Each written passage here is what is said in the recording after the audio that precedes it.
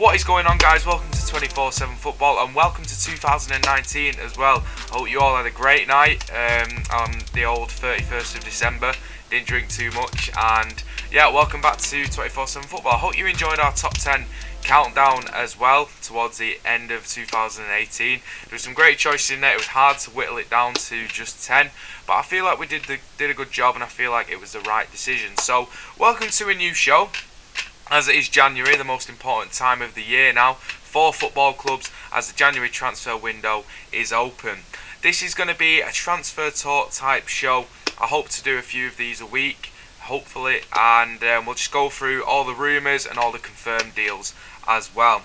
So without further ado, first up we have Christian Pulisic, who has signed for Chelsea for £58 million, and that is a hell of a lot of money. He's signed from Borussia Dortmund, and he's actually gone back on loan to Dortmund till the end of the season as well. So Dortmund have sold Pulisic. In their words, they said the lucrative deal that Chelsea offered, the amount of money that they offered, given his length of contracts, was just too lucrative to turn down.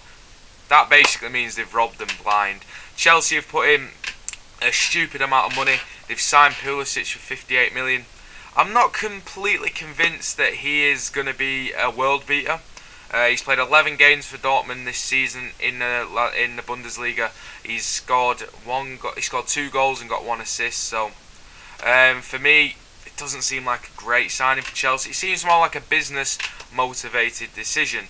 I could be wrong, but he is America's golden boy. He's the new star footballer of their generation. Obviously, every Premier League team is trying their hardest to expand out in America and take the share of the pie that's over there, all that money. Who better to get to do that than obviously Pulisic? So Chelsea have gone in for him. They've signed him, and he is now there. He's only 20 years old as well. He's only young. The last time that Chelsea signed a winger like this was Eden Hazard from Lille, and we all know how that's turned out. Hazard, one of the best players in the world. Pulisic hasn't lived up to that yet, as we've seen with the stats, but a very good player nonetheless. The only thing that annoys me about this transfer is we have got Callum Hudson-Odoi, who has been banging on the door at Chelsea all season. Fantastic young English winger. Plays for the under-19s, under-21s at the moment for England. He looks a fantastic talent. He looks absolutely dynamite down the wing. And to be fair, for me, he looks like he can do everything on the wing that Pulisic can do. So it just begs the question, why wouldn't Chelsea promote from within to bring into the first team? Obviously, it looks like a business-motivated decision. Not entirely, but they'll be getting a lot of American interest around that transfer. Hudson-Odoi, I would have liked to have seen him play a lot of games for Chelsea and try and make his way into cementing his first team place, because he looks a really good talent, but it doesn't seem like that's going to be the case. So there's actually been rumours that Bayern Munich have tabled a £30 million bid for Hudson-Odoi, and that is a hell of a lot of money for someone who hasn't even really got any first team experience. So that shows you just how good this kid could be. So Hudson-Odoi, I'd keep an eye on him. Bayern Munich are interested. We've seen it with Jadon Sancho. We've seen it with Reiss Nelson going over to the Bundesliga, these young English players, and they're doing very well as well. So Hudson-Odoi could be going to the Bundesliga, and with Pulisic going the other way. But to be fair, Dortmund have got the better end of the deal, I feel, here. They've already got Jadon Sancho for about 13 million this season, and he is looking outstanding on the wing. He's actually moved Pulisic out of the team, which is fantastic for them. He must be worth more than 58 million now, Sancho. So from business terms for Dortmund to get 58 million for Pulisic was absolutely fantastic. And they've got Sancho. So Dortmund aren't really missing and aren't really losing anything out of this deal. Yes, they've lost Pulisic, but they've got a great ton of money for him as well. And in return, Chelsea, I'm not saying he's going to be a flop. I think he's a good player, but he's yet to prove that he is a world-class player. I know he's only young, he's got time to prove at Chelsea, but how much time will the fans actually give him, given his price tag and how much money he is actually warranting? So I'd keep an eye on Pulisic when he comes in the summer, but that is our first done deal of January, well, first big one that was done in January. Today we've had 2 outgoings from Liverpool. One of them being Dominic Solanki, who has gone for £19 million on a permanent transfer to Bournemouth. Now, Solanki, when he moved from Chelsea, wasn't getting first team chances. The reason why he went to Liverpool with Jurgen Klopp was to get first team action, and that just hasn't worked out. Daniel Sturridge has forced his way back into the squad. Solanki, who's had a great few tournaments with England as well, he just hasn't been able to prove himself, and I think this is a great move for him. Bournemouth, open, expansive football that he's played under Eddie Howe. Howe's a great manager as well. He promotes from within. He sees youth talent that he's got at the moment. He's got Fraser, Brooks, Callum Wilson, all playing good football at the moment. Lewis Cook as well. So he'll go to Bournemouth with the confidence that he can get first team games under his belt. It's a great signing for Bournemouth as well. 19 million, it's quite a lot of money, but in today's market, for me that'd be quite a lot of money, but in today's market it's not really that much. So Solanki going, he looks like he's going to be a good striker as well. Obviously he's got Callum Wilson to contend with, but Eddie Howe will probably be thinking they know each other from the youth setups at England as well. They can link up together in some way, shape or form at Bournemouth, maybe start with the two up front. But even to just provide that level of competition for Wilson, which will come in handy because he's not really had to fend anyone off at Bournemouth, and he will definitely get more than the odd game at Bournemouth as well. So it's a great move for Solanki. Great move for Liverpool as well, it has to be said. They bought him for around, I think it was like 7 million or something like that. So they have made a profit on Solanki without even really playing him. So they've made a profit, just like they did with Jordan Ibe to Bournemouth as well. And you all know what I think of Jordan Ibe. But hopefully Solanki gets a good run in the team and he can do some bits at Bournemouth. Another player that has gone from Liverpool to Bournemouth is Nathaniel Clyne. Nathaniel Clyne, right back, who Liverpool signed from Southampton when they absolutely swamped Southampton of all their players. Clyne, who actually played against United at right back. Liverpool's struggling for players. They've just lost to Manchester City as well, so they'll be wary that they can't really afford to slip up. Joe Gomez is out. I thought he was a good backup to have to Trent Alexander-Arnold as well, but they've chosen to loan him out to Bournemouth, maybe with an option to buy as well. I wasn't expecting it because I thought he'd played really well against United as well. So he's actually gone to Bournemouth again. Like I said, I wasn't expecting it. Surprise move. Clyne will be absolutely buzzing to just get some game time really at Bournemouth. And Bournemouth with these two signings as well could really cement their push for that top 7. At 7th place, so they're in 12th at the moment. They've made some good signings there. Nathaniel Clyne as well going into Bournemouth at right back. Eddie Howe's done well. He's done well, really well in the start of the transfer window, and fair play to Bournemouth's owners as well. They've really backed him during his tenure at the club really. But Bournemouth is the right place for Solanki to go, and for probably Nathaniel Clyne to go as well, because he'll get games, can get his match fitness back up, and hopefully Clyne will be looking to get back into that first team fold at Liverpool next season. So he gets his games under his belt, plays well, he's got every chance of making that happen. So that is the done deals so far, the big ones at the moment. So we'll move on to the transfer rumours. The big one at the moment, well, I say big one for myself is Brahim Diaz going to Real Madrid. I don't know what to make of this one.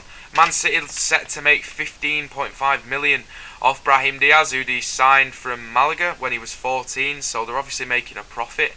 Could rise to 23 million, the BBC are reporting as well. So Brahim going to Real Madrid. He said he was obviously frustrating the lack of first team opportunities that is at Manchester City at the moment for Brahim Diaz, similar to Jadon Sancho. And with Jadon Sancho, I got it, and I think he's made ultimately the right decision. As a City fan, I wanted Sancho to stay, but he was never going to get that game time that he is now receiving at Borussia Dortmund. And fair play to Sancho, he's gone out. He said he just wanted to play games, and he has. And he's ultimately announced himself onto the world stage. Now, Brahim Diaz, if he goes to Real Madrid, will he get that game time with that Sancho is currently enjoying at Borussia Dortmund? And I don't think he will. I don't think he will get that game time at Real Madrid. I get it, he's a young Spanish player. Obviously, Real Madrid, one of the, if not the biggest team in the world. Obviously one of the biggest with Barcelona in Spain as well, so it must have been a dream come true when Real Madrid came knocking on the door for him. Wants to go back to Spain, Obviously he is Spanish, he knows Spanish language, the culture. It must be hard for any lad when they go to a different country at such a young age, and you've got to get used to a different culture and stuff like that. So obviously when Real Madrid come in, I can see why he's going to want to go, because they're one of the biggest teams in the world. I just don't think he will get that first team games that he would have necessarily have got if he went to a lesser club, or a club in the Bundesliga, maybe Atletico Madrid, Sevilla, Valencia, something like that. I just don't think he'll get that first team experience that he's going to see at Real Madrid. And that is the same. I don't think we could have offered, Man City couldn't have offered him that game time. It's the same with Sancho. When Sancho left, at the time, he wasn't as good as Leroy Sané, Raheem Sterling. He still isn't, but he's going to be. I'm under no illusions of that. As well, Brahim Diaz at the moment, he's not as good as Mahrez. He's not as good as Sterling, Sané, Bernardo Silva. It's such a hard team to break into for a youngster. Phil Foden's finding it difficult, and he's seen more game time than Brahim Diaz. So I get why Brahim Diaz would want to leave. Just Real Madrid, I think it is not the same. It's just he's going to the same club. He's not as good as Gareth Bale. He's not as good as Asensio. He's going to struggle to get in the team. Maybe Real Madrid doesn't have that squad depth in those positions like Manchester City has. Obviously Real Madrid's first team is going to be incredibly difficult to get into, but maybe he will get on the fringes of the squad more than he would at Manchester City. So fair play. I hope it works out for him. I don't have any animosity towards Brahim Diaz, and that should be announced within the next few days as well. So Brahim Diaz looks to be on the move to Real Madrid. I wish him all the best. Hopefully it's not a mistake for him there as well. Next up we have Aaron Ramsey, the Welsh international. A few years ago, being touted as one of the best midfielders in world football. He had that great season for Arsenal where he scored 20 goals. And to be fair, he's a great midfielder. He's remained professional, which is the best thing that I've seen from Ramsey. When there's a contract situation like this happening, when there's a new manager that has come in, we saw it with Jack Wilshere when he wasn't offered a new deal. How heartbreaking it was for him, and Aaron Ramsey's from that same generation. They both came through together. Ramsey is a great midfielder, and when he wasn't offered a new contract, he's remained extremely professional about it. He hasn't kicked up a fuss in the media. He's remained very respectful to Arsenal, and it looks like he's going to sign a pre-contract agreement with Juventus. Now, if you ask me which team I'd rather play for, Arsenal or Juventus, 100% it'd be Juventus. Obviously, Aaron is a professional, but he's also a very good midfielder. He's going to struggle, I feel, to get into that first team at Juventus. There's a lot of competition, but I'm sure that is something that he will thrive on. He's got a front three in front of him of Mandzukic, Ronaldo, Dybala at Juventus, and I'm sure he will be looking at that thinking he can't wait to get going at Juventus. He's been a terrific servant for Arsenal, scoring goals in FA Cup finals, winning silverware. I didn't feel like he reached that highest point. He had that very good season, but he just wasn't able to maintain it through injuries, and obviously the squad that he had around him at Arsenal as well wasn't the best, and that's fair play to Aaron Ramsey. If I was offered the chance to go to Juventus, I'd definitely take it. So Aaron Ramsey looks to be going to Juventus. Arsenal fans, that must be... I don't know whether it might be a bit upsetting for some Arsenal fans to see Aaron go. He's come through the academy. He's done very well at Arsenal. One of Arsene Wenger's youth products as well. So it must be pretty heartbreaking to see Aaron Ramsey go. Let us know in the comments below what you actually think of Aaron Ramsey moving on to Juventus, which looks like it could be announced within the next few days, his pre-contract agreement. Or they might leave it till the end of the season to announce it, but otherwise he is definitely leaving Arsenal as it looks. Finally, coming up on this week's transfer talk, we have Sammy Abraham, who is on loan at Aston Villa at the moment, and he's playing very well. 4 goals in one game against Nottingham Forest, and he looks a good player. Had that terrific season with Bristol City, then he went to Swansea, didn't quite work out in the Premier League. I think he scored a few goals, and then he's gone to Aston Villa this season. He's played very well, and it looks like, again, his parent club Chelsea. We've seen the same with at the start of the video with Hudson-Odoi. It looks like Abraham is going to be going to Wolves. That is the rumour at the moment, for £18 million. So obviously that is a significant profit for Chelsea again.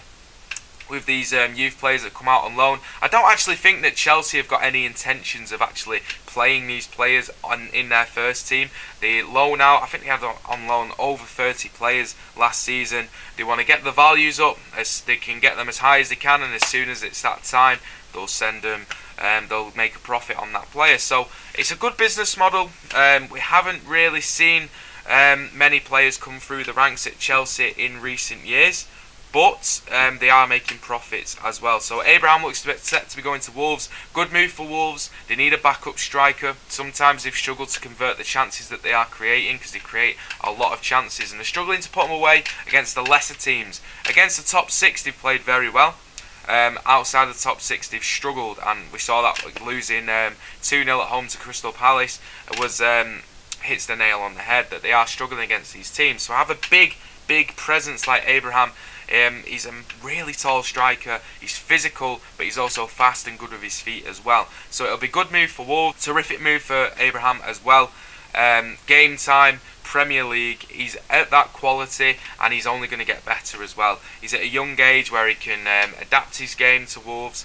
I feel like he'll be a good fit. I do feel like he'll be a good fit, and it could pay off for Wolves as well, because if they have a good run with Abraham, they will be able to sell him on for a significantly more than that 18 million that they initially signed him for. So it's a good deal all round, and it looks like Abraham could be off to Wolves. And that rounds up everything on today's video. If I've missed anything out, let me know in the comments below. Let me know anything else in the comments below that you have enjoyed, or any other rumours, okay? But that is this week's transfer talk. Hopefully I'll do one in the next couple of days as well. And if you're new around here, please subscribe to the channel. Like the video, check us out on social media, please, and check out our other videos, all that other stuff, okay? So thank you very much for watching the video. Hope you have a very good 2019, and hopefully I'll see you again very soon.